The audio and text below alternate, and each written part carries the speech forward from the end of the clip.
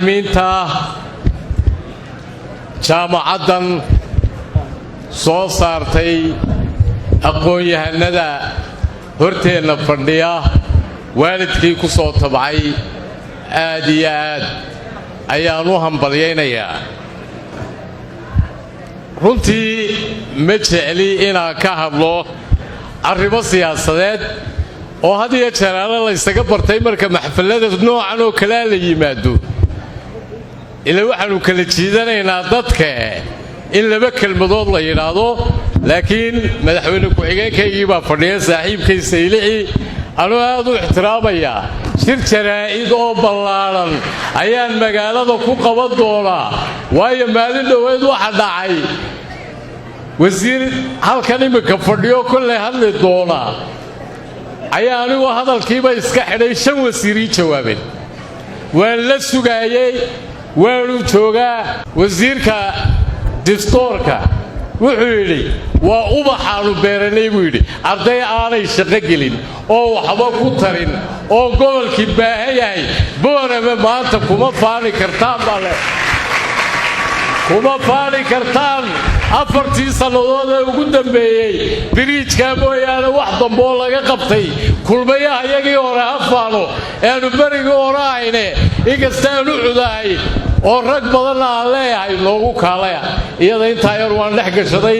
waa maqlayseen warka farxadda leh ee ka soo yeedhay carriga Maraykan oo ninkii Trump halka lala maray waa ka waraysaan. weligeed may dhicin ama mar keliya ayay dhacday in doorashada Maraykan ay intaa qaadato. waxa la qancinayay macangagii dhiigyacabkii gaalkii weynaa ee ummadda isku dirayay oo dunida halis weyn geliyey ee baytalmaqdis bixiyey. waxaan leeyahay daalim kasta iyo dictator kasta iyo nin kastoo istiraado taadunbay ahaanaysaa waxa u dambaynaysaa noocaasaa u dambaynayaa. rag badanina wuu ku daba jiraa. waxaan odhanayaa waxaan ahay nin waayaha adduun wax uga muuqdaan, waxyiguma soo dego, haddana waxima seegaan. waanigiididhi waxayga kale waan dambaysiisanayaa. maamaha Soomaaliyeed ba waxay tiraahdaa habar loo waayay baa baaday. haddii maanta aan idhaahdo anoo barastaabkii awdala boorema waxaan u dhisay fooqaq, macnaheedu maaha wuu faanayaa, waxa weeye caqligiinaan caayaya, waxba garan maayaan baan dee leeyahay. saaxiibkii rimaax u jawaabi maayo wasiiriyo madaxweyne ku-xigeen midna waxaan leeyahay meeshan barastaab baad ka soo noqoto, wixii aad goysatayna reer awdal way og yihiin. ninka xafiisyadoodii iibiyey baatay, shirkaaga meel kale ku qabso. dadaad ka macaashaysaa ma joogaane meel kale ku qabso shirkaaga.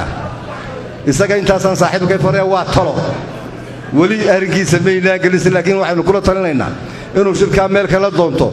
haddii kale macnaheedu waxa weeye reer awdal caqligoodu caaya waxba ma garan maayaan buu leeyahay, waxba ma oga. isna intaasaan ku dhaafayaa.